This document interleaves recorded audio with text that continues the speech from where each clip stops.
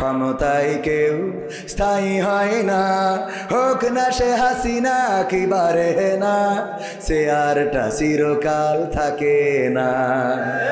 ক্ষমতায় কেউ কাটি করবে না বারবার কেন। আসসালামু আলাইকুম রহমতুল্লাহি তাআলা বারাকাতুহু। কেমন আছেন সবাই? শরীর ভালো আছে? আমি আপনাদের এলাকার সন্তান, ঠিক কি না? সুতরাং সময় বেশিক্ষণ নিলে আপনারাই বোরিং হয়ে যাবেন যে গ্রামের লোক এত কথা বলে কেন, ঠিক কি না? সময় একজন কাছে ঠিক, মানে আমরা ঠিক বলতে বলতে মানে যাই কয় খালি ঠিক বলি, ঠিক কি না? যাই বলে আমরা ঠিক বলি। তো আমি শুরু করবো ইনশাল্লাহ, আপনারা যদি থাকতে রাজি থাকেন। ঠান্ডা পড়ছে, খুব বেশি না কম? ঠান্ডার সময় যদি একটু ঠান্ডা না লাগে তাইলে ভালো হইল, সব ঠান্ডা একটু লাগার দরকার আছে। যে সঙ্গীত দিয়ে শুরু করবো সেটা খুঁজে বের করলাম। তো আপনারা থাকবেন তো ইনশাআল্লাহ?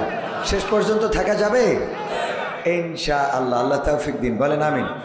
ইন্নাল হামদালিল্লাহি নাহমাদুহু ওয়া নাস্তাঈনুহু ওয়া নাস্তাগফিরুহু ওয়া নু'মিনু বিহি ওয়া নাতাওয়াক্কালু আলাইহি ওয়া নাউযু বিল্লাহি মিন শুরুরি আনফুসিনা ওয়া মিন সাইয়্যাতি আ'মালিনা মান ইয়াহদিহিল্লাহু ফালা মুদিল্লা লাহু ওয়া মান ইউদ্লিলহু ফালা হাদিয়া লাহু ওয়া নাশহাদু আন লা ইলাহা ইল্লাল্লাহু ওয়া নাশহাদু আন্না সাইয়্যিদানা মুহাম্মাদান আবদুহু ওয়া রাসূলুহু আল্লাযী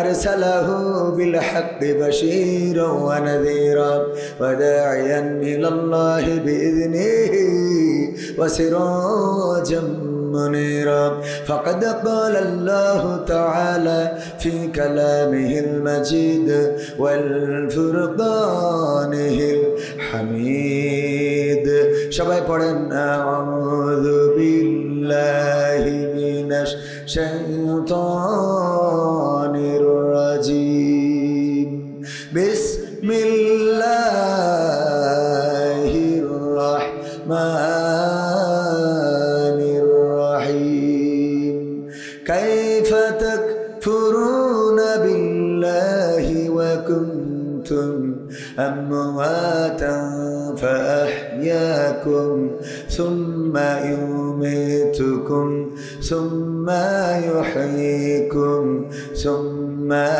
إليه ترجعون وقال الله تعالى في شأن حبيبه إن الله وملائكته يصلون على النبي يا أيها الذين آمنوا صلوا عليه وسلموا تسليما اللهم صل على سيدنا مولانا محمد وعلى آله سيدنا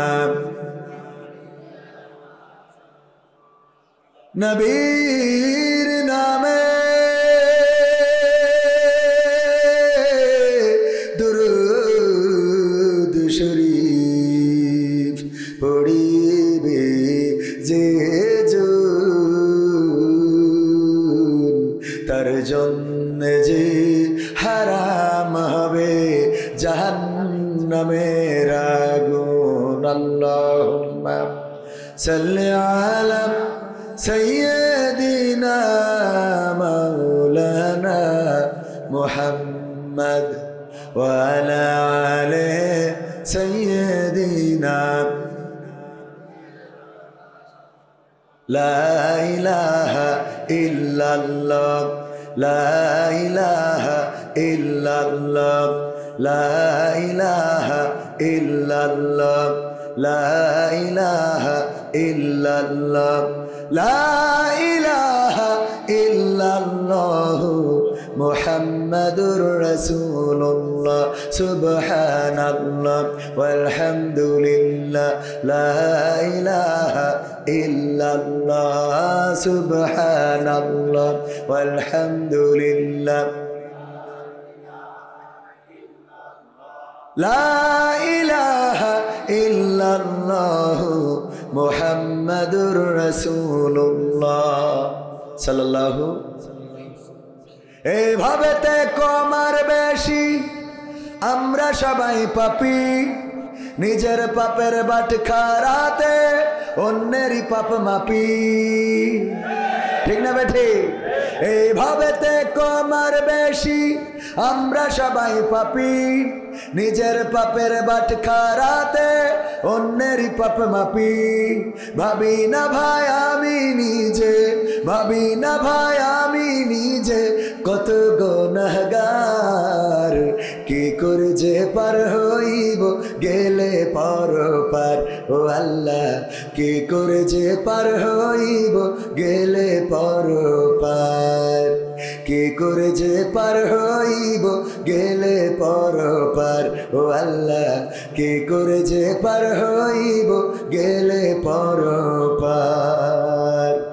যায় না দেখায় আমল খাতা, কি যে তাতে লেখা, সোজা পথে চলছি নাকি পথটায় আছে বাঁকা, নেকের আমল জমা নাকি আছে খাতায় বাকি। নগদ কথা বলছি সবাই, কাজের বেলায় ফাঁকি। যায় না দেখায় আমল খাতা, কি যে তাতে লেখা, সোজা পথে চলছি নাকি পথটায় আছে বাঁকা, নেকের আমল জমা নাকি আছে খাতায় বাকি। নগদ কথা বলছি সবাই, কাজের বেলায় ফাঁকি। ওরে আমি কেমন ভালো মন্দ, আমি কেমন ভালো মন্দ জানেন পরওয়ার, কি করে যে পার হইব গেলে পরপার। ও আল্লাহ কি করে যে পার হইব গেলে পরপার, কি করে যে পার হইব গেলে পরপার। ও আল্লাহ কি করে যে পার হইব গেলে পরপার। মিথ্যা কথা বলি ততক্ষণ যতক্ষণ আছে জোর, সত্য কথা প্রমাণ হলেই বোঝা যায় সে চোর। খোদার চেয়ে মানুষেরই বড় ভয়ে আছি, কার রহমে দয়া মায়াই এইভাবেতে বাসি। মিথ্যা কথা বলি ততক্ষণ যতক্ষণ আছে জোর, সত্য কথা প্রমাণ হলেই বোঝা যায় সে চোর। খোদার চেয়ে মানুষেরই বড় ভয়ে আছি, কার রহমে দয়া মায়াই এইভাবেতে বাসি। ওরে যাই ভুলে যাই তারি কথা, যাই ভুলে যাই তারি কথা, আজব সব কারবার, কি করে যে পার হইব গেলে পরপার।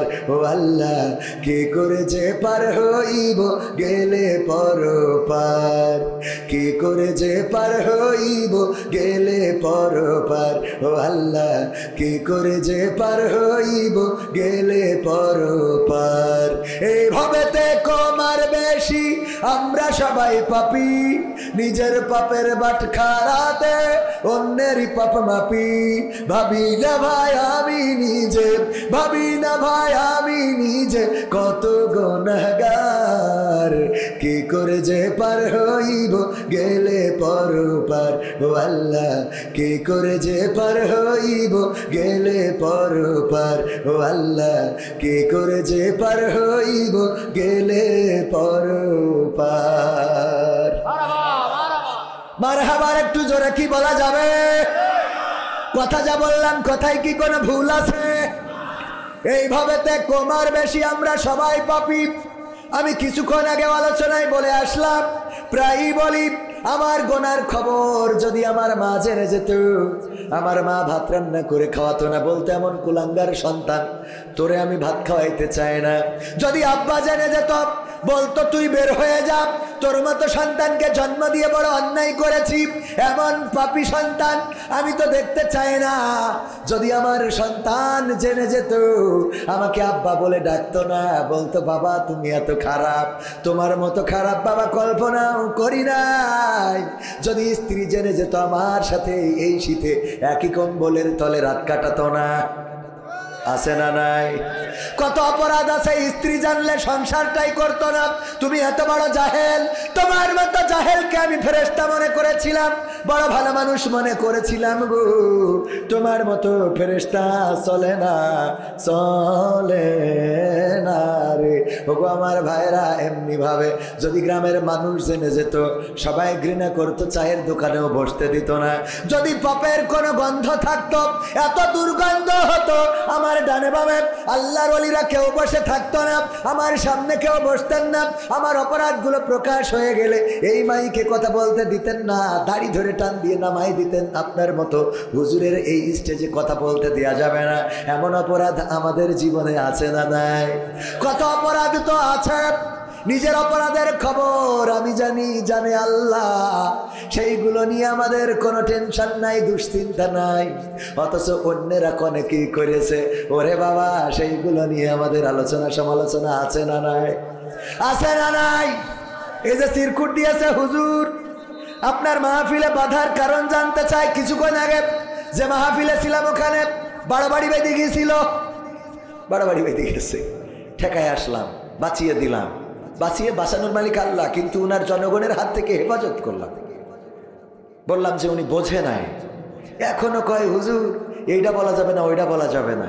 আশ্চর্য ব্যাপার, এখনো এইটা বলা যাবে না, ওইটা বলা যাবে না। আরে বাবা, আওয়ামী লীগ ক্ষমতায় থাকতে বলেছে, এখন তো তারা না, কথা কয় না, এখন তো নাই।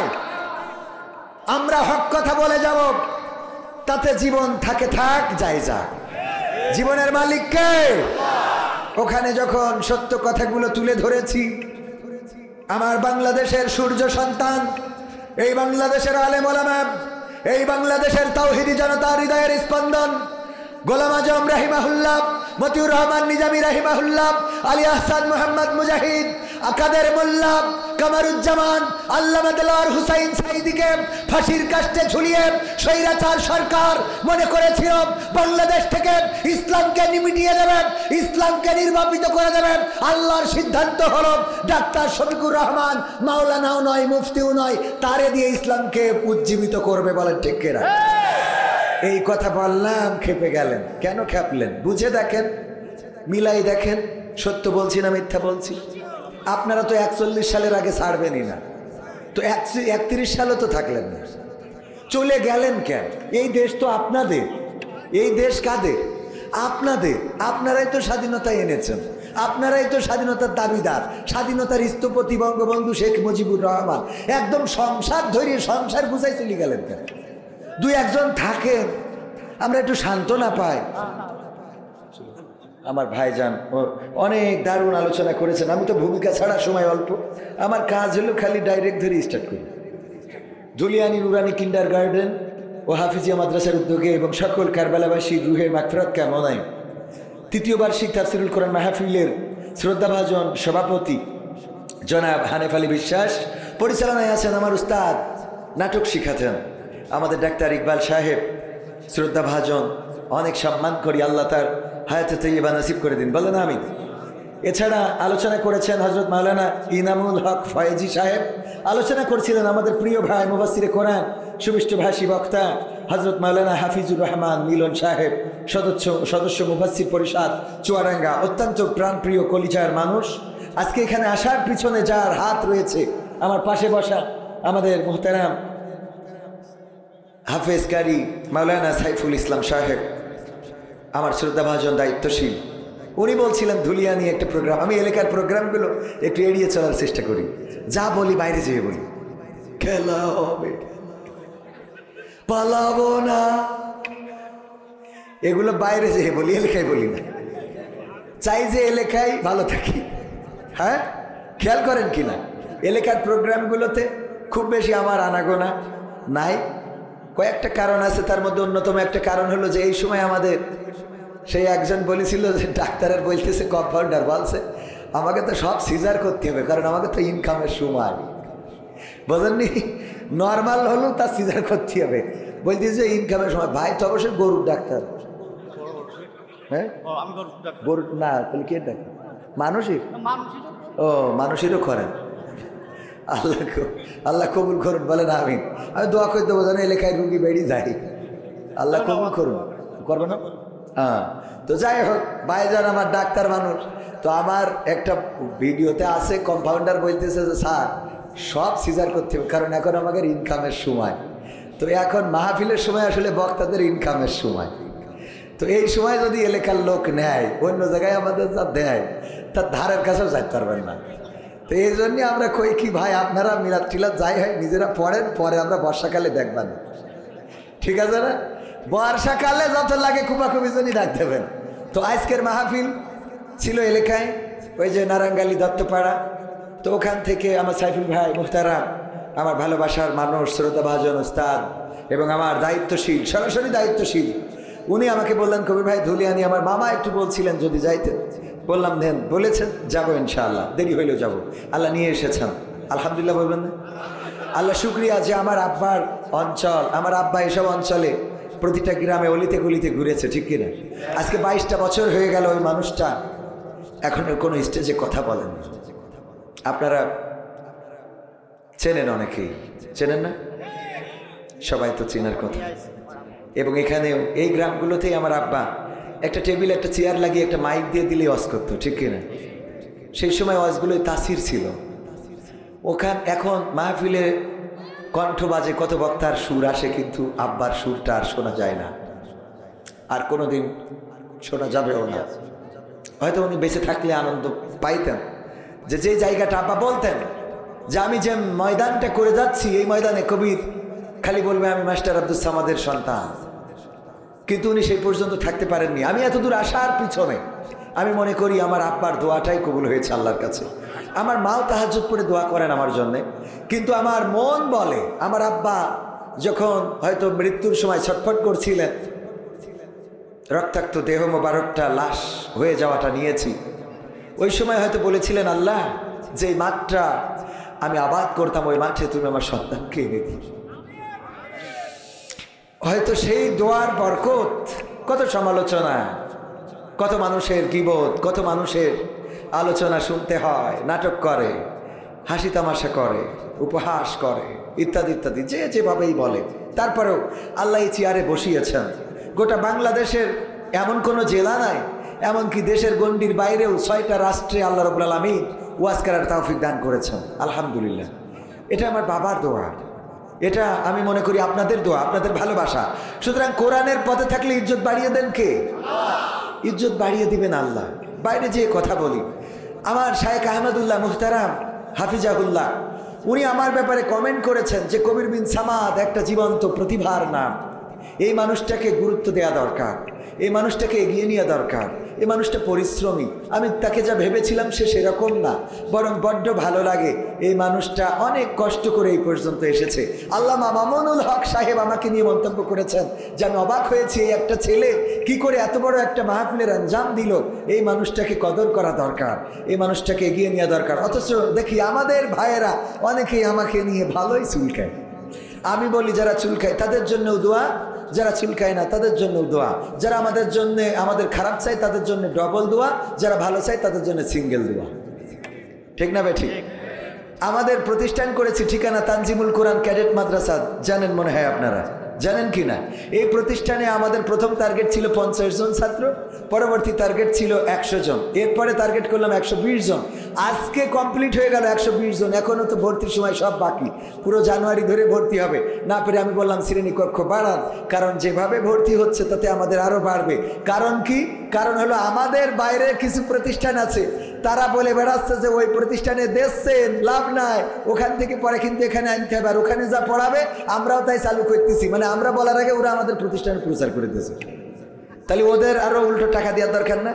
আমরা কোনো অভিভাবকের কাছে যেয়ে বলতে পারিনি যে ভাই আপনার ছেলেটা দেন, বলেছি ভাই কোনো অভিভাবকের কাছে যে ওরা যেই বলছে আপনার ছেলে জন্য ওখানে দিয়েন না, তো এই বইলেতে আরো পাগল খেপাই দিয়েছে। তো এই জন্যই আমাদের যারা অপপ্রচার করে ওরা দুইটা উপকার করে। কয়টা উপকার করে?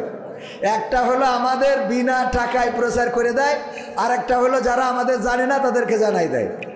আল্লাহ তাদের এই জানানোর তৌফিক দান করুন, বলেন আমিন। আমার জন্মদিনে সবচেয়ে বেশি খুশি ছিলে তুমি বাবা, কখনো ভাবিনি আমি আমাকে কাঁদিয়ে তুমি এত সকালেই চলে যাবা। কখনো ভাবিনি আমি আমাকে কাঁদিয়ে তুমি এত সকালেই চলে যাবা। হাত ধরে তুমি হাঁটতে শিখাতে, ব্যথা পেলে আমি বুকে তুলে নিতে। হাত ধরে তুমি হাঁটতে শিখাতে, ব্যথা পেলে আমি বুকে তুলে নিতে। কোনো বাইনা করে কাঁদলে আমি তোমার স্নেহের হাতে চোখ মুছে দিতে। আজ তুমি নেই তাই নীরবে কেঁদে যাই। আজ তুমি নেই তাই নীরবে কেঁদে যাই। তোমার স্মৃতি শুধু মনে পড়ে বাবা। কখনো ভাবিনি আমি আমাকে কাঁদিয়ে তুমি এত সকালেই চলে যাবা। কখনো ভাবিনি আমি আমাকে কাঁদিয়ে তুমি এত সকালেই চলে যাবা। তুমি তো ছিলে বাবা বটেরই ছায়া, আদর সোহাগ দিতে করতে মায়া। তুমি তো ছিলে বাবা বটেরই ছায়া, আদর সোহাগ দিতে করতে মায়া। তোমারই সম্পদ নষ্ট করেছি কত, কখনো বলনি তুমি আমি অপায়া। আজ তুমি দূরে দূর বহু দূরে, আজ তুমি দূরে দূর বহু দূরে। কেমন আছো তা জানি না বাবা। কখনো ভাবিনি আমি আমাকে কাঁদিয়ে তুমি এত সকালেই চলে যাবা। কখনো ভাবিনি আমি আমাকে কাঁদিয়ে তুমি এত সকালেই চলে যাবা। আমার জন্মদিনে সবচেয়ে বেশি খুশি ছিলে তুমি বাবা। কখনো ভাবিনি আমি আমাকে কাঁদিয়ে তুমি এত সকালেই চলে যাবা। কখনো ভাবিনি আমি আমাকে কাঁদিয়ে তুমি এত সকালেই চলে যাবা। বাবা গো বাবা, বাবা গো ও বাবা।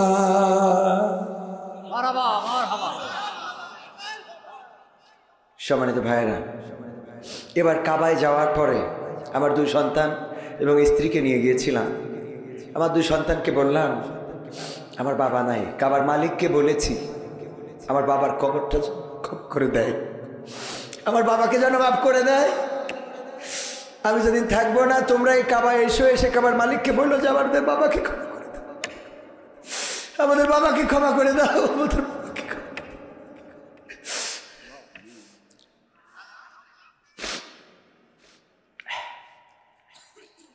আমরা এমন সন্তান রেখে যেতে হবে যে সন্তান আমাদের নাজাতের ওসিলা হবে।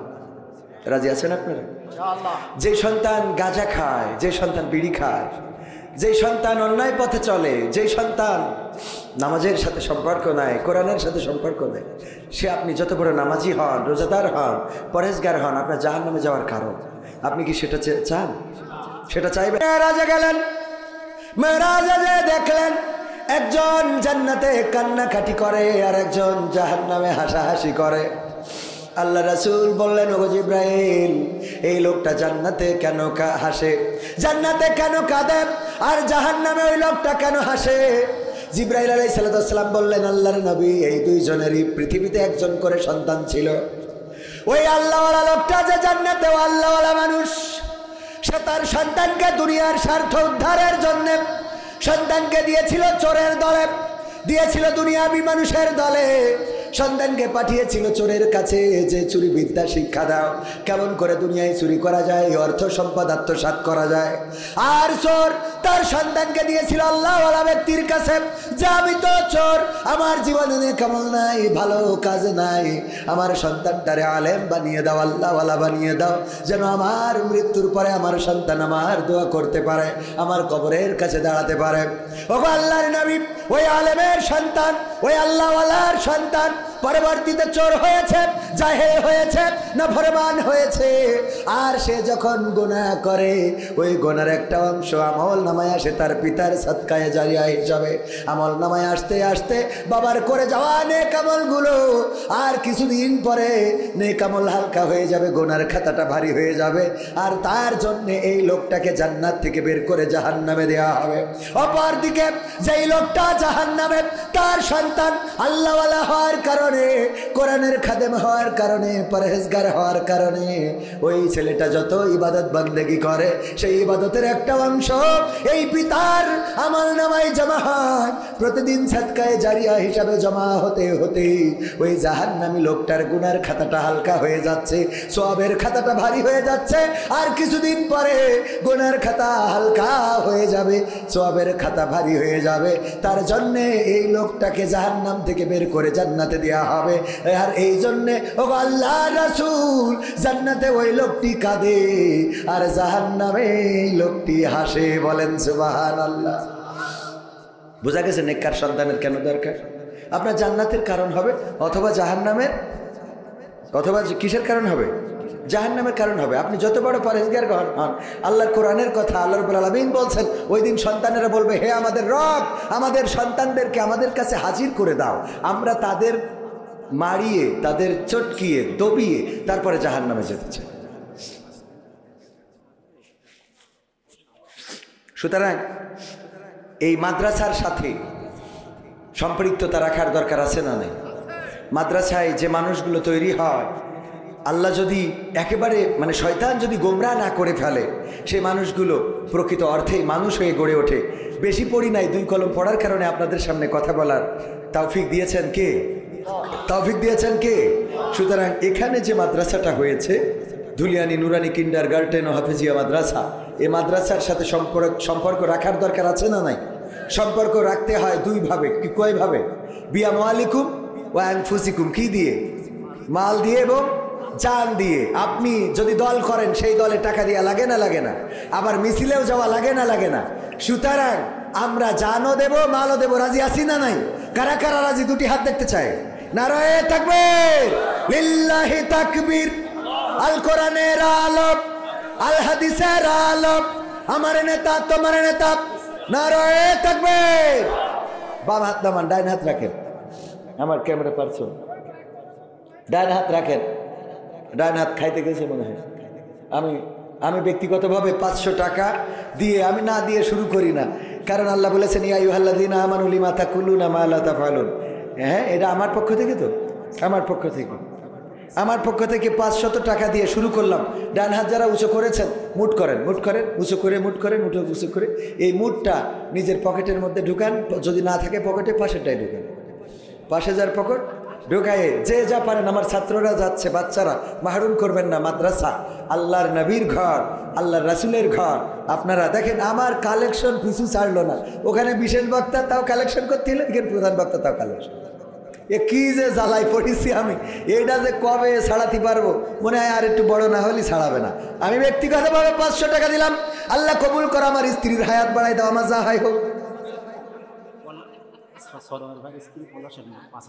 নারায়ে তাকবীর।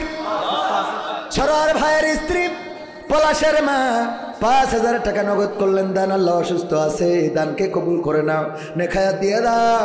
আল্লাহ সকল সুস্থতা তুমি দান করে দাও। ওগো আল্লাহ, পলাশকে কবুল করে নাও। পলাশের মা, পলাশের বাবা, আপনজন যারা আছে সবাইকে কবুল করো। আর যারা দিতে চান অতি তাড়াতাড়ি দিতে পারেন। 5000, 10,000। কই ছাত্ররা যান, কই যান পকেটে, ওরা তো পকেটে টাকা নিয়ে বসে রয়েছে, আপনারা যান না, যা আছে পকেটে দিয়ে দেন প্যাকেটে, খুব তাড়াতাড়ি। আমরা সময় বেশি নেব না, 12টার মধ্যে শেষ করবো ইনশা। পকেটে যা আছে, আমার গোলাম রব্বানী ভাই বললো যা আছে দিয়ে দেন। একজন 2 প্যাকেট আকিস বিড়ি দিয়েছে, শুধু দিয়ে খাতে হয়নি, আবার লিখে দিয়েছে সিরকুটি, হুজুর এই 2 প্যাকেট আকিস বিড়ি ছিল, সকালে না খালি তো হাগাও হবে না, তাও দিলাম। তবে একটা দাবি হুজুর আপনার কাছে, আপনি 1 প্যাকেট কমিটি দেবেন, আর 1 প্যাকেট আপনি টানতে টানতে গাইবান্ধায় যাবেন। বুদ্ধি আছে না নাই? 1 প্যাকেট নিজে খাবেন, আর 1 প্যাকেট কমিটি দেবে। মা বোনদের মধ্যে আমার যাওয়া লাগবে প্যাকেট, মা বোনদের মধ্যে আমার স্বেচ্ছাসেবক স্বেচ্ছাসেবিকারা, মাদ্রাসার ছাত্র ছাত্রীরা যারা যাচ্ছে, আমার মা বোনেরা কলেজা খুলে দান করেন। একজন বোন আজকে বললেন, ভাই একটা সঙ্গীত, 2টা সঙ্গীত শুনতে চায়। 2টা সঙ্গীতের মধ্যে একটা বললাম, একটার অনুরোধ রাখবো ইনশা। আমিহীন পৃথিবী এমনই রবে, শুধু আমাকে ছেড়ে চলে যেতে হবে। ঠিক না বে ঠিক? আমিহীন পৃথিবী এমনই রবে, শুধু আমাকে ছেড়ে চলে যেতে হবে।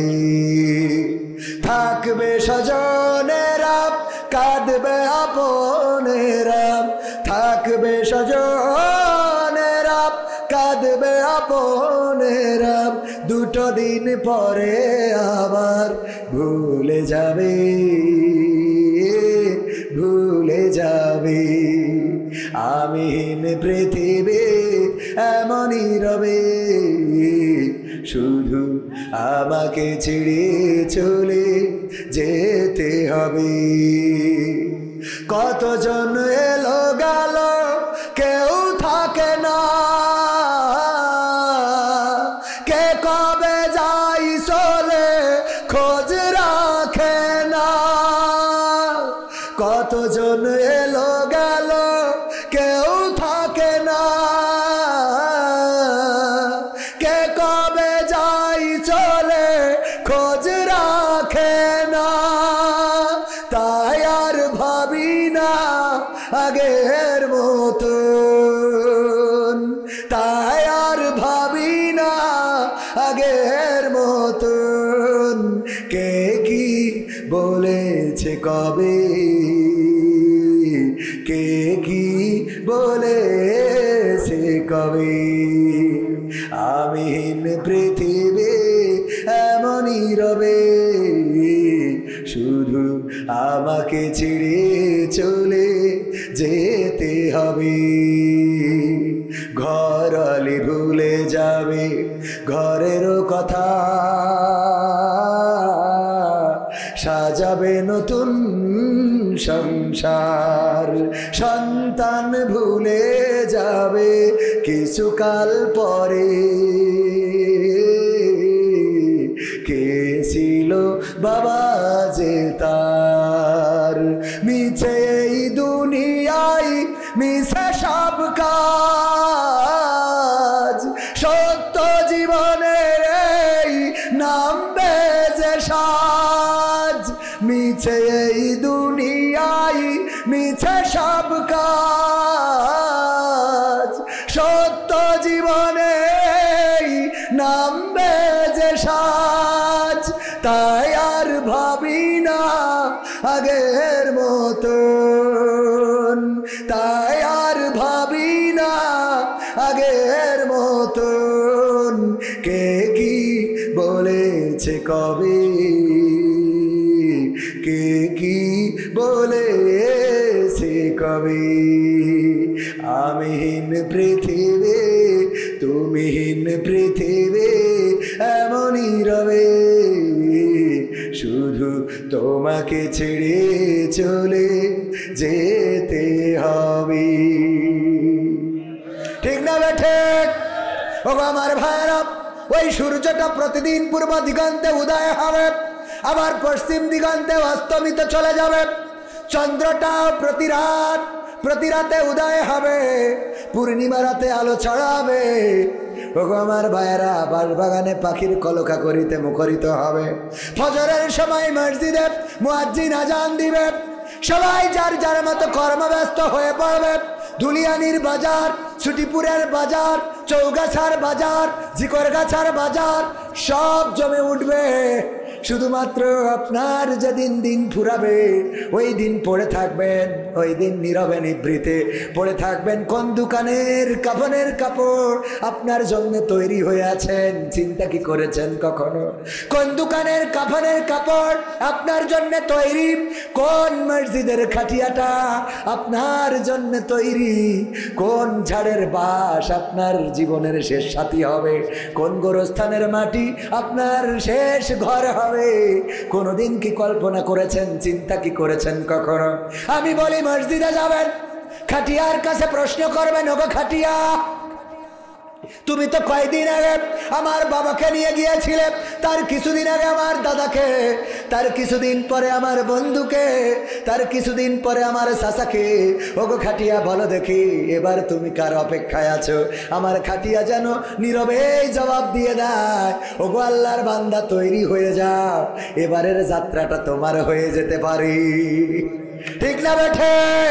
আমি প্রথমেই পবিত্র কোরআনের 2 নম্বর সূরা বাকারার 28 নম্বর আয়াত যদি ভুল না বলি তেলাওয়াত করেছি।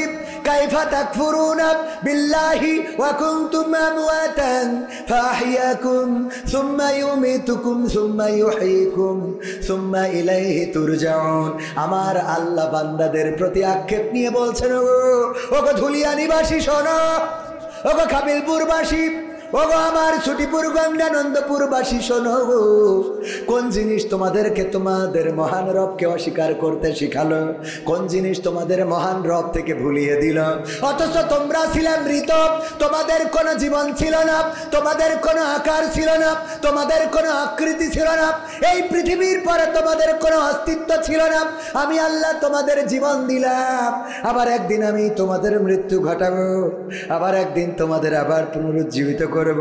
বেলা শেষে ফিরে যাওয়া লাগবে কার কাছে? কার কাছে আমরা ফিরব? কার কাছে? ইন্না লিল্লাহি ওয়া ইন্না ইলাইহি রাজিউন। আমরা বলি নিশ্চয় আমরা আল্লাহর তরফ থেকে এসেছি, আবার তার কাছেই ফিরে যাব। কিন্তু আমাদের নেত্রী বলে আমরা দাদার দেশ থেকে এসেছি, দাদার কাছে যাব। ঠিক না? ঠিক গেছে না যায় নাই? আমরা আল্লাহর কাছে সাহায্য চাই, ঠিক না? ঠিক আমরা বলি ইয়াকা না'বুদু ওয়া ইয়াকা নাস্তাঈন, আল্লাহ তোমার ইবাদত করি আর তোমার কাছে কি চাই? আর ওরা বলে দাদা তোমার কথাই দেশ সালাই রে।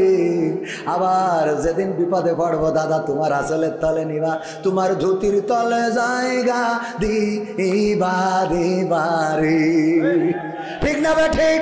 যদি ঠিক না হয় তাইলে দাদার দেশে গেল কেন? আল্লাহ কি কেনে নেই? আছে না নাই? আল্লাহর পরে তো বিশ্বাস নেই, কয় মা দুর্গা এবার ঘোড়ায় চড়িয়ে এসেছে। তো মা দুর্গা যদি ঘোড়ায় চড়িয়ে আসে তাহলে দুর্গা এই দেশে বেশি না ওই দেশে? কথা কয় না। ক্ষমতায় কেউ স্থায়ী হয় না, হোক না সে হাসিনা কি বারে না, সে আরটা চিরকাল থাকে না। ক্ষমতায় কেউ কাটি করবে না বারবার। কেন পাইছেন কি আপনারা?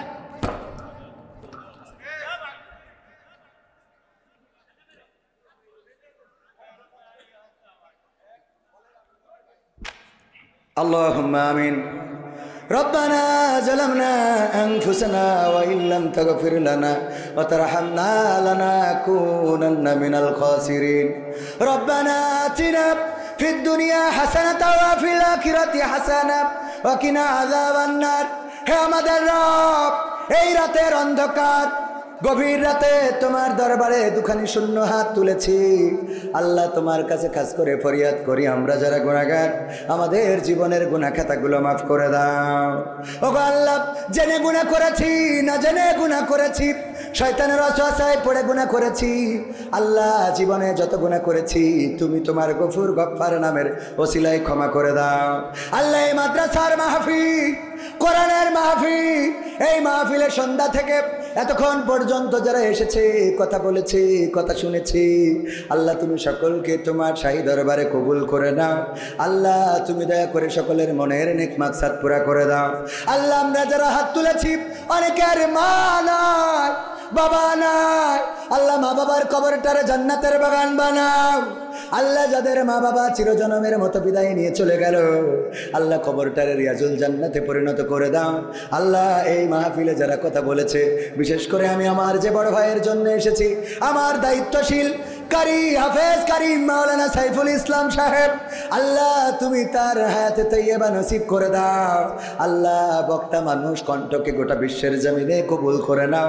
আল্লাহ তুমি তার এই দিনের পথে চলাটা আল্লাহ তোমার শাহী দরবারে কবুল করে নাও, পথটা নিরাপদ করে দাও। আল্লাহ এই ধুলিয়া নিবাসীদেরকে কবুল করো, এই মাদ্রাসাটাকে কবুল করো। মাদ্রাসায় যত ছাত্রছাত্রী পড়ে আল্লাহ তুমি তাদের কামিয়াবি দান করে দাও। আল্লাহ লেখাপড়ায় তাদের কামিয়াবি দিয়ে দাও। ওগো আল্লাহ তোমার কাছে খাস করে ফরিয়াদ করি, যারা টাকা দিল, পয়সা দিল, অর্থ দিল, আল্লাহ তুমি দয়া করে সকলের দানগুলো কবুল করে নাও। ওগো আল্লাহ তুমি সকলের দানের ওসিলায় দুনিয়ার জীবনটা সহজ করে দাও। আল্লাহ যে ঋণগ্রস্ত আছে পরিশোধ করে দাও, অভাবগ্রস্তের অভাব দূর করে দাও, কন্যাদায়গ্রস্তের কন্যা বিবাহের ব্যবস্থা করে দাও। ওগো আল্লাহ তোমার কাছে খাস করে ফরিয়াদ করি, যার অভাব ঋণ আল্লাহ বিপদ মুসিবত আছে, তুমি দয়া করে সব কিছু থেকে মুক্ত করে দাও। ওগো আল্লাহ এই দুনিয়ার জীবন জিন্দেগি বেশি দিনের নয়, ক্ষণিকের জীবন, এই দুনিয়া ছেড়ে চলে যাওয়া লাগবে। আল্লাহ তোমার কাছে খাস করে ফরিয়াদ করি, আমাদের মৃত্যুর যেদিন দিন আসবে, তুমি দয়া করে আমাদের সকলের জবানে জারি করে দিও আখিরি কালেমা লা ইলাহা ইল্লাল্লাহু মুহাম্মাদুর রাসূলুল্লাহ সাল্লাল্লাহু আলাইহি ওয়াসাল্লাম।